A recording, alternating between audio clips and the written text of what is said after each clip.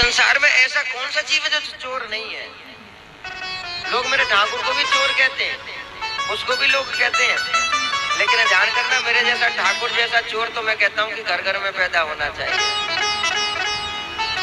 मेरे ठाकुर जी कोई सोना नहीं चुराते थे, मेरे ठाकुर जी कोई पैसा नहीं चुराते थे, मेरे ठाकुर जी कोई तुम्हारे हीरे मोतियों की चोरी नहीं करते थे।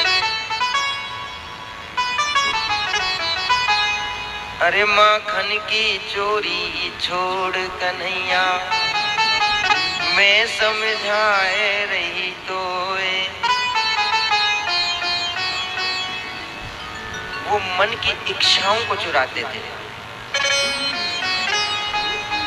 तुम्हारे हृदय में बसे हुए उस पाप को चुराते थे।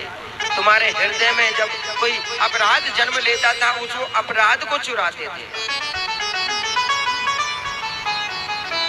इसीलिए कहते हैं मेरी मैयाओं, ये कथाएं जो हैं कोई कहानियां नहीं है, इन कथाओं में साक्षात मेरे नारायण का वास है। और जो नारायण ने लीलाएं की, मेरे गोविंद ने जो लीलाएं की, वो भागवत के माध्यम से आपको सुनाई जा रही है। इसमें एक क्षण भर के लिए भी कहीं संदेह की जगह नहीं है कि यहाँ पर तो सोचना चाहिए कि ऐसा क्या है। बड़े बड़े अमल आत्मा, बड़े बड़े संत महात्मा इन कथाओं को सुनकर के तर गए। बड़े बड़े चोर डाकू इन कथाओं को सुनकर के भगवान के परम भगत बन गए, जिन्होंने इतिहास लिख दिए, पुराण लिख दिए।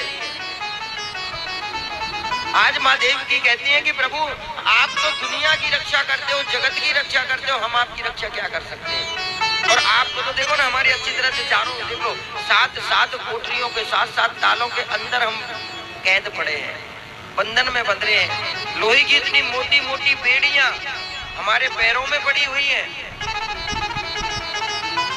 भगवान ने कहा कि देखो अब मैं आ गया हूं, अब ये बेड़ियां आपके पैरों में नहीं रहेंगी।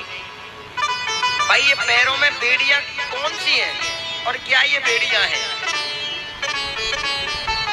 जब तक भगवान आपके हृदय में जागृत नहीं हो जाते, भगवान की उत्पत्ति नहीं हो जाती, भगवान की वो ज्योति भक्ति की आपके हृदय में नहीं दिखती, तब तक आप सबके पैरों में बेड़ियां पड़ी हुई हैं।